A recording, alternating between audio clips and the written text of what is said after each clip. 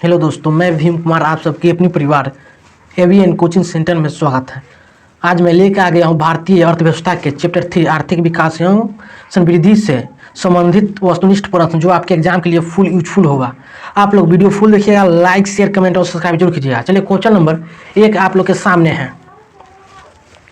भारत में पूंजी निर्माण संबंधित आंकड़े एकत्रित करने का कार्य कौन करता है? ऑप्शन ए है भारतीय रिजर्व बैंक और केंद्रीय सांख्यिकी कार्यालय। ऑप्शन बी है भारतीय रिजर्व बैंक और भारतीय स्टेट बैंक। ऑप्शन सी है भारतीय रिजर्व बैंक और सभी वाणिज्यिक बैंक। ऑप्शन डी है केंद्रीय सांख्यिकी संगठन और राष्ट्रीय नमूना सर्वेक्षण। क्वेश्चन नंबर 1 का आंसर चलिए क्या होता है। चलिए क्वेश्चन नंबर 1 का आंसर देखते हैं क्या होता है। क्वेश्चन नंबर 1 का आंसर ए हो गया। इससे कुछ जुड़ी हुई जानकारियाँ दिया हुआ है। भारतीय रिजर्व बैंक और केंद्रीय सांख्यिकी कार्यालय। भारत में पूंजी निर्माण के आंकड़े एकत्रित करने का कार्य भारतीय रिजर्व बैंक आरबीआई और केंद्रीय सांख्यिकी कार्यालय के द्वारा किया जाता है। इसके अतिरिक्त केंद्रीय सांख्यिकी कार्यालय औद्योगिक उत्पाद सूचांक आईआईपी, उपभोक्ता मूल्य सूचांक सीपीआई, वार्षिक उद्योग सर्वेक्षण एएसआई आदि से संबंधित आंकड़ों का विसंकलन एवं प्रकाशन करता है। क्वेश्चन नंबर 2 आप लोग के सामने है। निम्न में से कौन सा एक आर्थिक समृद्धि का परिचायक है? ऑप्शन ए है निश्चित अवधि में स्थिर कीमतों पर राष्ट्रीय आय में वृद्धि। ऑप्शन बी है वास्तविक प्रति व्यक्ति आय में सुधारात्मक वृद्धि। ऑप्शन सी है किसी निश्चित अवधि में चालू कीमतों पर राष्ट्रीय आय में वृद्धि। ऑप्शन डी है जनसंख्या में वृद्धि के साथ राष्ट्रीय आय में वृद्धि। क्वेश्चन नंबर 2 चलिए क्वेश्चन नंबर 2 का आंसर देखते हैं क्या होता है। चलिए क्वेश्चन नंबर 2 का आंसर देखते हैं। इसका आंसर सी हो जाएगा किसी निश्चित अवधि में चालू कीमतों पर राष्ट्रीय आय में वृद्धि। चलिए ऑप्शन सी इसका आंसर हो जाएगा। इससे कुछ जुड़ी हुई जानकारियां जान लेते हैं। किसी निश्चित अवधि में चालू कीमतों पर राष्ट्रीय आय में वृद्धि को आर्थिक समृद्धि का परिचायक माना जाता है। आर्थिक समृद्धि में अभिप्राय किसी निश्चित समयावधि में किसी अर्थव्यवस्था में होने वाली वास्तविक आय में वृद्धि से है।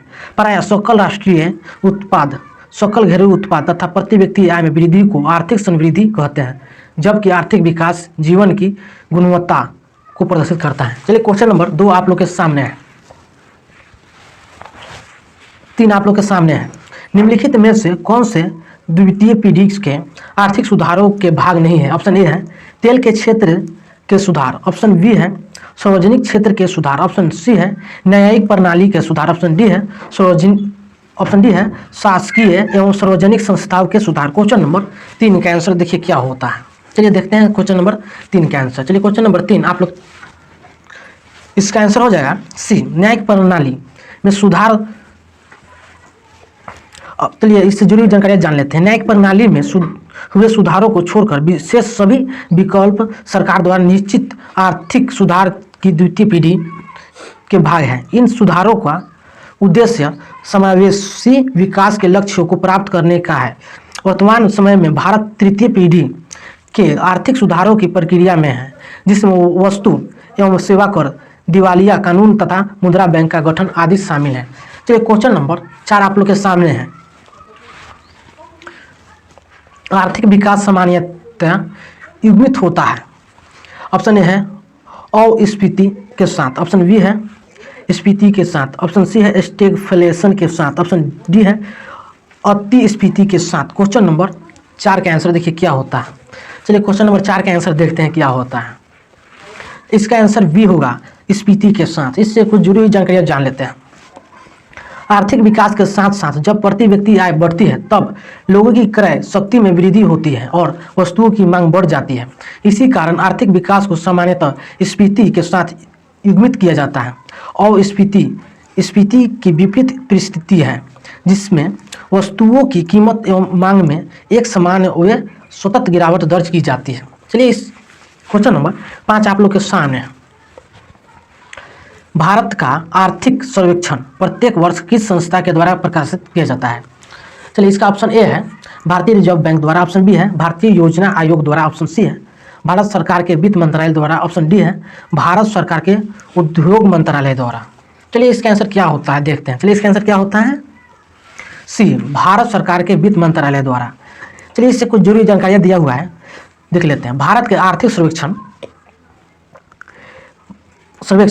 का प्रकाशन प्रत्येक वर्ष भारत सरकार के वित्त मंत्रालय का आर्थिक विभाग द्वारा किया जाता है। आर्थिक सर्वेक्षण में पिछले वित्तीय वर्ष की विकास की प्रवृत्ति, योजनाओं एवं उनके संभावित परिणामों के विवरण के साथ ही अर्थव्यवस्था के पूर्ण अनुमानों एवं नीति स्तर की चुनौतियों से संबंधित विस्तृत सूचनाएं सम्मिलित रहती है। चलिए आप लोग अच्छा से पढ़िएगा और वीडियो फुल देखिएगा, लाइक जरूर कीजिएगा। क्वेश्चन नंबर 6 आप लोग के सामने है।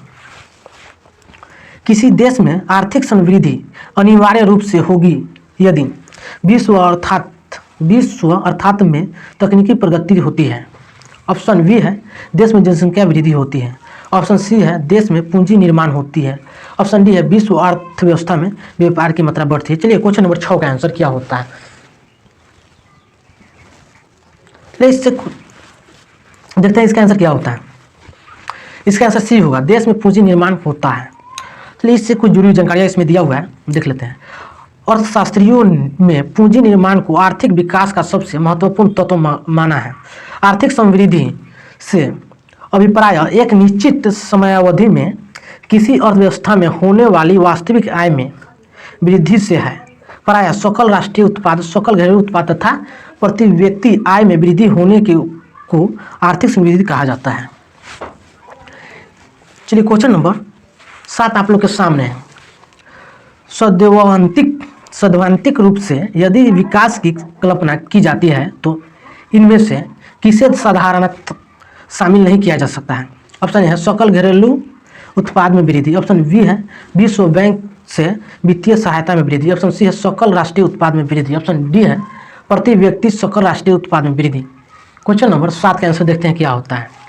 चलिए क्वेश्चन नंबर 7 का आंसर बी है विश्व बैंक में वित्तीय सहायता में वृद्धि। आर्थिक, इससे जुड़ी हुई जानकारी को जान लेते हैं। आर्थिक विकास में सकल घरेलू उत्पाद मतलब जीडीपी, सकल राष्ट्रीय, इसका आंसर बी है विश्व बैंक से वित्तीय सहायता में वृद्धि। चलिए इससे कुछ जरूरी जानकारी जान लेते हैं। आर्थिक विकास में सकल घरेलू उत्पाद जीडीपी, सकल राष्ट्रीय उत्पाद जीएनपी वे प्रति व्यक्ति सकल राष्ट्रीय उत्पाद में वृद्धि का ध्यान रखा जाता है। इसमें विश्व बैंक अथवा किसी बाह्य आंतरिक अभिकरण द्वारा लिए गए ऋण, पुरानी वस्तुओं के विक्रय से प्राप्त धन आदि को शामिल नहीं किया जाता है। चलिए क्वेश्चन नंबर 8 आप लोग के सामने है। निम्नलिखित में से कौन सा भारतीय अर्थव्यवस्था का लक्ष्य नहीं है। ऑप्शन है श्रम की न्यून कार्य क्षमता। ऑप्शन बी है प्रति व्यक्ति निम्न आय। ऑप्शन सी है पूंजी निर्माण की न्यून दर। ऑप्शन डी है प्राकृतिक संसाधनों की कमी। क्वेश्चन नंबर 8 का आंसर चलिए क्या होता है देखते हैं। इसका आंसर डी हो जाएगा प्राकृतिक संसाधनों की कमी। भारत प्राकृतिक संसाधनों से परिपूर्ण राष्ट्र है, अतः प्रसंगत विकल्पों में विकल्प भारतीय अर्थव्यवस्था का लक्षणिक गुण नहीं है। शेष तीनों विकल्प भारतीय अर्थव्यवस्था के लक्षणिक गुण है जो एक विकासशील अर्थव्यवस्था के प्रमुख लक्षण है। चलिए इस क्वेश्चन नंबर 9 देखते हैं। किसी देश की आर्थिक समृद्धि को मापने का सबसे उपयुक्त मानक है उस देश का। ऑप्शन ए है सकल घरेलू उत्पाद। ऑप्शन बी है निव्वल घरेलू उत्पाद। ऑप्शन सी है निव्वल राष्ट्रीय उत्पाद। ऑप्शन डी है प्रति व्यक्ति आय। चलिए इसका आंसर क्या होगा देखते हैं। चलिए इसका आंसर क्या होगा। इसका आंसर डी होगा साधन। इसका आंसर डी होगा प्रति व्यक्ति आय। साधन लागत पर शुद्ध राष्ट्रीय उत्पाद अर्थात राष्ट्रीय आय को देश की कुल जनसंख्या से भाग देने पर प्रति व्यक्ति आय प्राप्त होती है। प्रति व्यक्ति आय लोगों की शक्ति को दर्शाता है, इसलिए प्रति व्यक्ति आय देश की आर्थिक समृद्धि को मापने के लिए सर्वाधिक उपयुक्त माना जाता है। क्वेश्चन नंबर 10 आप लोग के सामने है। मानव विकास रिपोर्ट निम्नलिखित में से किस संस्था द्वारा प्रकाशित की जाती है। ऑप्शन है यूनेस्को। ऑप्शन बी है विश्व बैंक। ऑप्शन सी है यूएनडीपी। ऑप्शन डी है आईएमएफ। क्वेश्चन नंबर 10 का आंसर देखते हैं क्या होता है। चलिए क्या होता है देखते हैं। इसका आंसर सी होगा यूएनडीपी। चलिए इससे कुछ जरूरी जानकारी दिया हुआ है। मानव विकास रिपोर्ट ह्यूमन डेवलपमेंट रिपोर्ट संयुक्त राष्ट्र विकास कार्यक्रम UNDP के द्वारा प्रकाशित की जाती है। पहली बार मानव विकास रिपोर्ट वर्ष 1990 में प्रकाशित की गई थी। प्रति वर्ष प्रकाशित की जाने वाली यह रिपोर्ट मानव विकास सूचकांक के आधार पर विभिन्न देशों को रैंकिंग प्रदान करती है। इस सूचकांक का निर्माण 2 अर्थशास्त्री महबूब उल हक पाकिस्तान के थे तथा अमर्त्य सेन भारत के थे। इन दोनों ने मिला के किया है। चलिए, आप लोग वीडियो लाइक शेयर कमेंट और सब्सक्राइब जरूर कीजिएगा। सब्सक्राइब नहीं किए तो जरूर कर ले।